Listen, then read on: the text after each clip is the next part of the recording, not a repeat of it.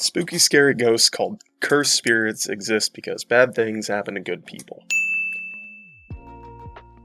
Our hero is an occult fanboy named Yuji. His MO is hoarding dead people's fingers and just being the most physically gifted human to ever live.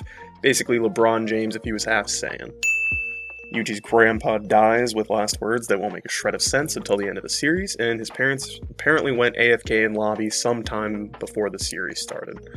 So Yuji cries by himself like Batman. Sasuke 2.0 shows up and demands Yuji give him a dead guy's finger. Yuji forgot the finger at school. Sasuke 2.0 and Yuji get jumped by the night school hall monitor spirits until Yuji gives into his finger fetish and eats the Sakuna finger. Yuji gets possessed by the super spooker himself, Sakuna. Sakuna accidentally saves Yuji and Sasuke 2.0 and immediately declares,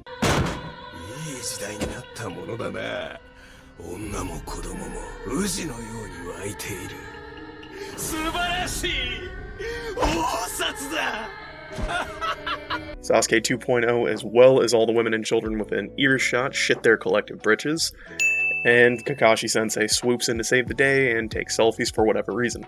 His real name is Gojo, but to avoid confusion, we will be calling him the Meta from this point on.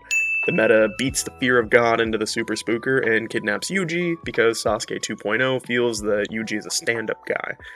The Meta immediately enrolls Yuji in Jujutsu Sorcery School. Jujutsu Congress votes to execute Yuji, but the Meta tells them, hippity-hoppity, that boy is my property, and you don't just take the Meta's property.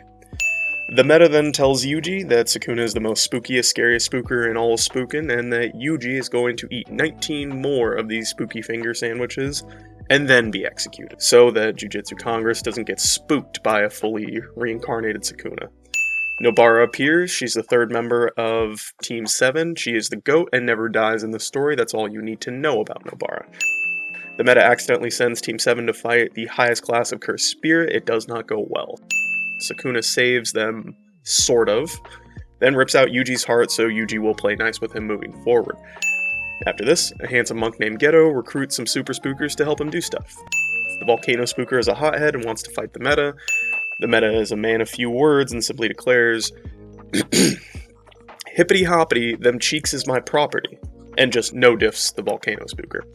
We jump ahead to a sporting event between the rival Jujutsu schools, in which students have been contracted to remove the soul of Yuji from the body of Yuji.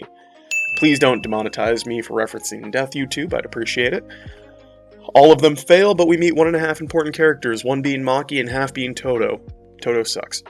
After everyone fails to sneak Yuji, some of Geto's spookers show up. Yuji learns Black Flash, the spookers learn not to get near the Meta's property. Everyone is better for the experience. Then Yuji eats some more fingers, Nobara does goat stuff. Sasuke 2.0 spins back on the first super spooker he ever fought, so the whole team is considered god tier by Jujutsu Congress now.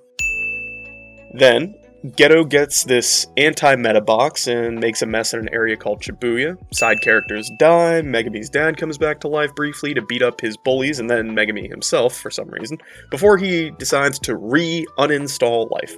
Geto uses all these distracts to lock Gojo in his anti-meta box, and Geto isn't Geto now. He's Kenjaku.